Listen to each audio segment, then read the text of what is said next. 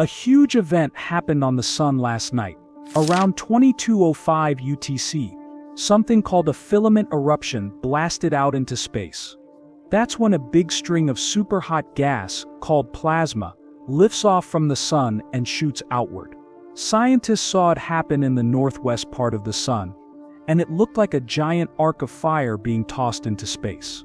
Right now, experts are checking if any of that plasma might be coming toward Earth. If it is, it could mess with Earth's magnetic field and maybe even cause some auroras, those cool light shows in the sky. At the same time, we're also starting to feel something else from the sun. A fast stream of solar wind coming from a coronal hole. Coronal holes are darker, cooler parts of the sun where solar wind escapes more easily. That fast wind is now heading toward Earth and could stir up more space weather in the next few days. Right now, flare activity is pretty calm. Over the last 24 hours, the sun let out 8 small flares, 7 were in the C-class range, and 1 was a tiny B-class flare. These are small explosions on the sun that release energy, but they weren't strong enough to affect us on Earth. The biggest ones were both C2, 7 flares, one from a spot called AR 4079, and the other from AR 4087. The sun has 4 main active regions facing Earth at the moment. The most flares came from a region named AR 4086. It gave us 4 flares all by itself. AR 4079, which was active before, has now moved out of view, so scientists can't see how strong or complex it is anymore.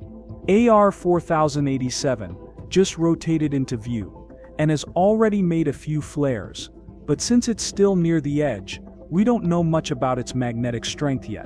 The rest of the active regions look pretty simple right now.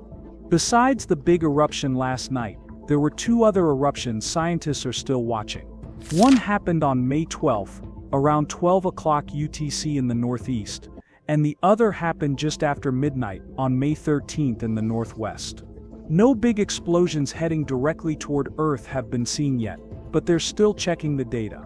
The solar wind, basically a stream of particles flowing out from the sun, has been moving a bit faster than normal. It's been around 380 to 420 kilometers per second, which is about 850,000 to 940,000 miles per hour. That's fast, but not extreme.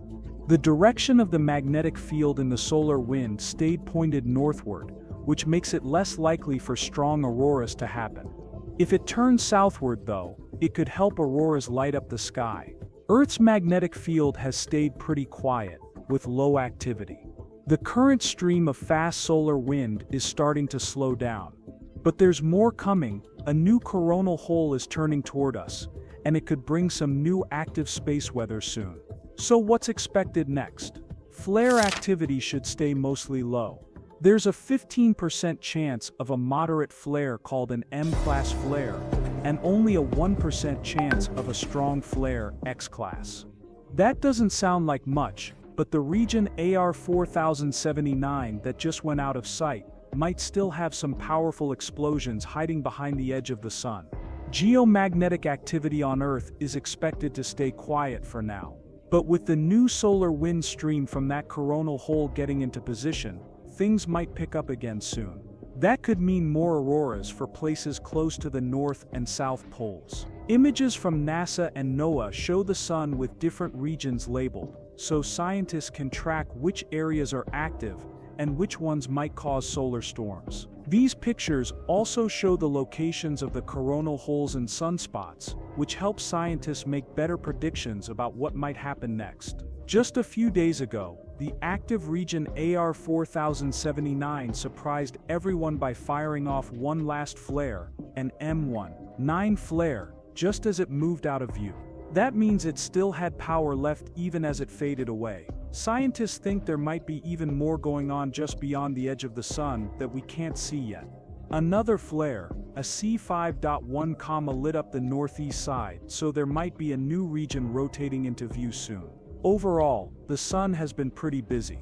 It's throwing out plasma, flares, and solar wind streams, all of which can affect us here on Earth. Scientists keep an eye on all of it, so we can prepare for any changes in our magnetic field, satellites, or even power grids. For now, things are mostly calm, but with the sun, that can change fast. Keep watching the skies, especially if you live in a place where auroras can be seen. And don't forget, even though the sun is 93 million miles away, what it does still matters a lot here on Earth.